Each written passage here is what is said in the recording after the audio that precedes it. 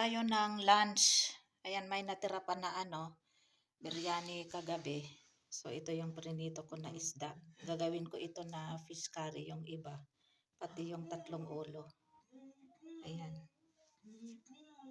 Ito na yung fish curry.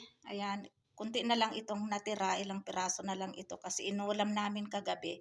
So, ito ay pang-ulam namin for lunch. At saka nagtira din kami ng prito lang. Hindi ko niluto lahat kasi masarap ito ulam sa kanin o kaya sa kanila ay chapati. So, ayan. Now, let's taste my noodle egg pizza.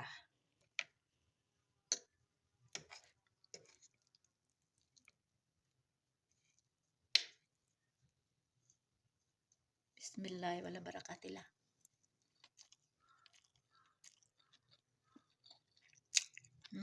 Sarap.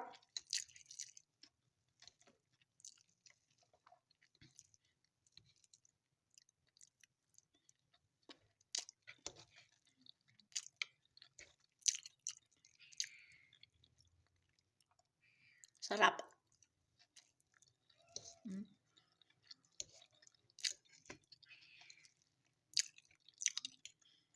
Yan yung cheese niya, oh.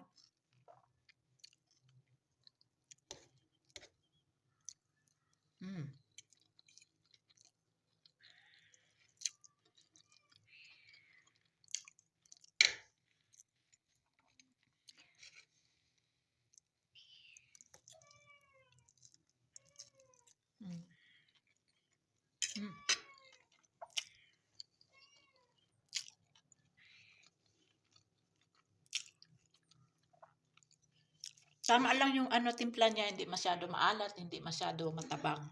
Tama lang.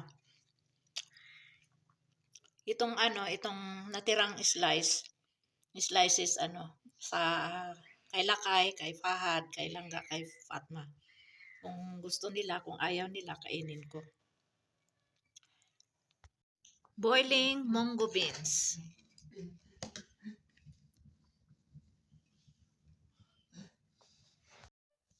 Ayan, ito na yung chicken curry. Hindi ko na nabidyuhan nung nilagyan ko ng potato. May potato ito. Ayan. Optional kung gusto niyo yung lagyan ng potato, pwede din.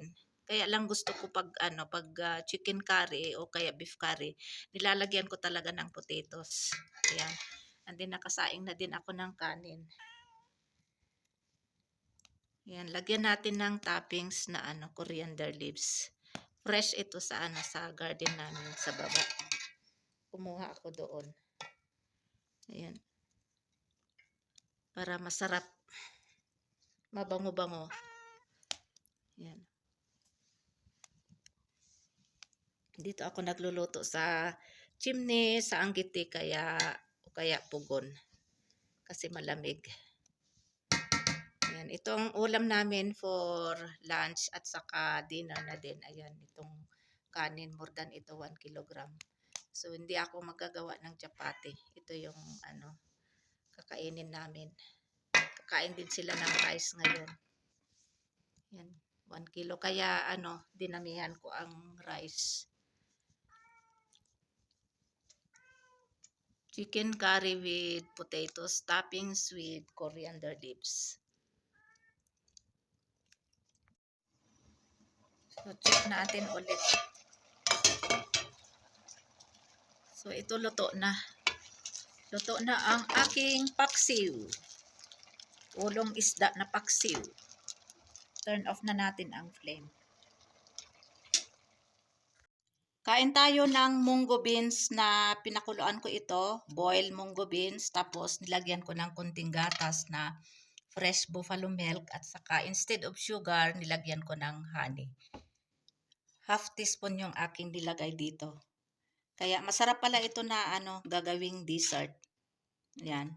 Kain tayo. Bismillah, wala barakatilah. Sarap. Salamat lot sa sa shinare mong pinost ito nung last week yata. Ito na yung aking kinuha namin nilakay doon sa baba, sa garden namin. Mga iba't ibang gulay, may turnip leaves, coriander leaves, rosemary, at saka radish leaves. At saka merong tubers ng turnips at saka hinaluan ko din ng patatas. So ito yung ulam namin for dinner. And then, parisan ng chapati. Walang rice ngayon. So, magagawa na ako ng chapati for our dinner. Luto na ito. Ayan. Vegetable curry.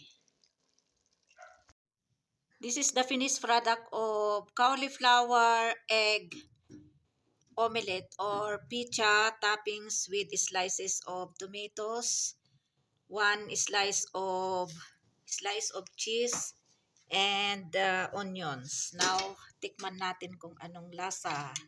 Ayan, oh. Tikman natin anong lasa ng aking ginawa na cauliflower of egg omelette, sorry. Ang full video nito ay sa sa YouTube. Bismillah wala barakatila. Sarap.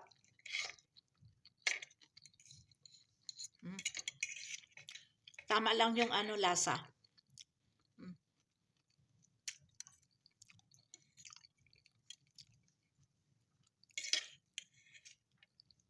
Kain tayo. Na-late na akong mag-alok.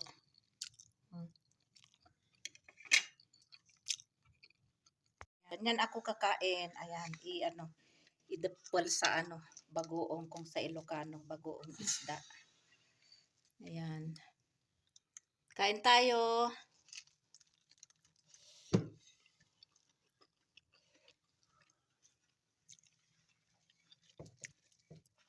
Masarap din ito na ulam.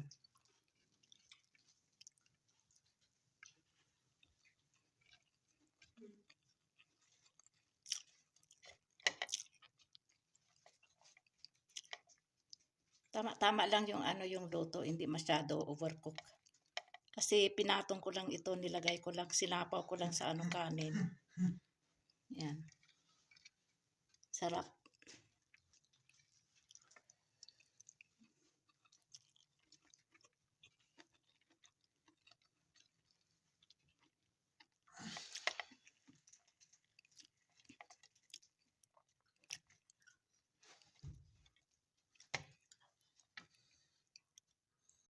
Cooking or frying tortang talong. So, luto na ito.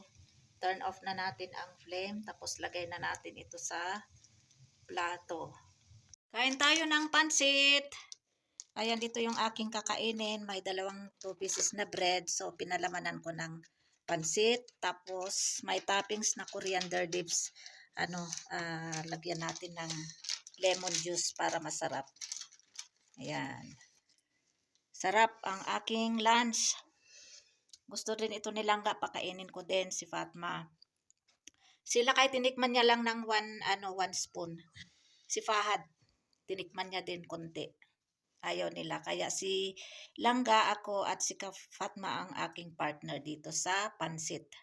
Kain tayo ng boiled red kidney beans. Nilagyan ko ng half tablespoon na organic honey at saka fresh na buffalo milk na pinakuluan ko ito. Ayan, masarap.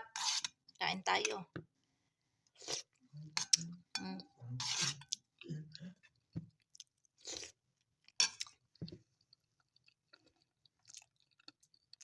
Chicken tinola or sinabawang manok with cabbage, chili leaves, carrots, potato, and what is more? Carrots. Yan, good for winter. Sa malamig na panahon, masarap humigop ng sabaw. Today, this is red kidney beans curry toppings with fresh coriander leaves.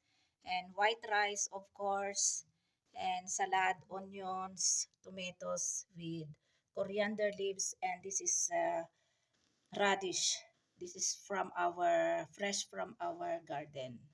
So, alhamdulillah for our foods. No more tension for dinner until tomorrow lunch this one. Ayan, alhamdulillah. cooking radish leaves na may sahog na kunting sardinas. Ito yung radish leaves. Ayan, masarap siya kasi tinikman ko. Ayan, so luto na ito. Turn off na natin ang flame. This is the finished product of fried radish leaves with graham powder or chickpeas powder. And kulang yung yung minix kong chickpeas flour, kaya frinay ko na lang na ganito. Pero masarap din, kaya tikman din natin, oh. Crispy din.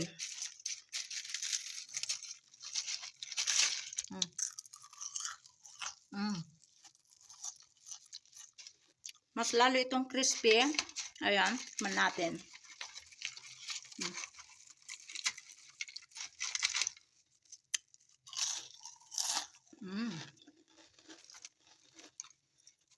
Sarap.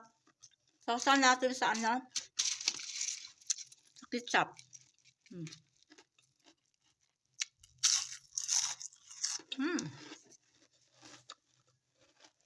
Ang lutong, ang sarap. Hindi mo malasahan na talaga, fried radish leaves. Foods for today, cauliflower, carrots, and potatoes curry. And this is my paksiw na may cabbage, string beans, labanos. And white rice, of course, di talaga mawawala ang white rice. Then may chapati din. And then ito na yung pritong isda at saka salad.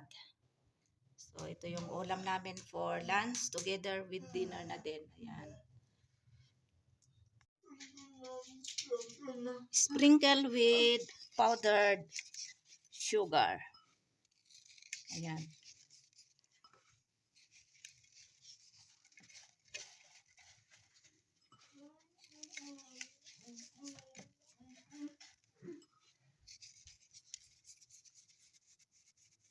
And then we have, this is already cocoa powder na niloto ko. So ang gawin natin dito ay we'll put like this. Ayan.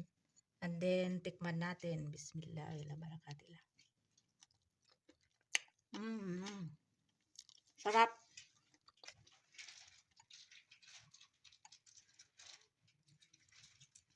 Ganyan.